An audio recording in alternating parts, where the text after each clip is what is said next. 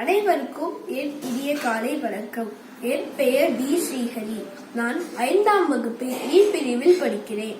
இன்று நான் கருப்பு காந்தி என்று செல்லமாக அழைக்கப்படும் கர்ம வீரர் காமராஜரை பற்றி எனக்கு தெரிந்த சில செய்திகளை உங்களோடு பகிர்ந்து கொள்ள விளைகிறேன்.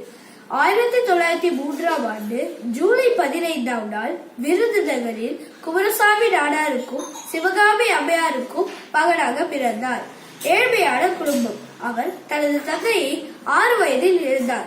தாய்மணி மாமன் குடும்பத்தை பொறுப்பேற்று நடத்தினார். குடும்ப சூழ்நிலையினால் 6ஆம் வகுப்பிற்கு மேல் அவரால் படிக்க முடியவில்லை. எனவே அவர் தனது மாமாவின் ஜவுளி கடைக்கு வேலைக்கு சென்றார். அவரது மனம் வியாபாரத்தில் ஈடுபாடு கொள்ளவில்லை. மாறாக அந்த நாட்டின் அரசியல் சூழ்நிலைகளை பற்றி சிந்திக்க தொடங்கினார்.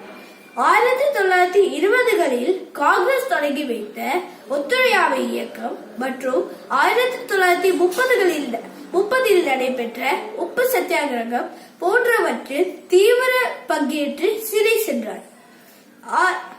1935இல் தமிழ்நாடு காங்கிரஸ் கமிட்டி செயலாளரானார். 1940இல்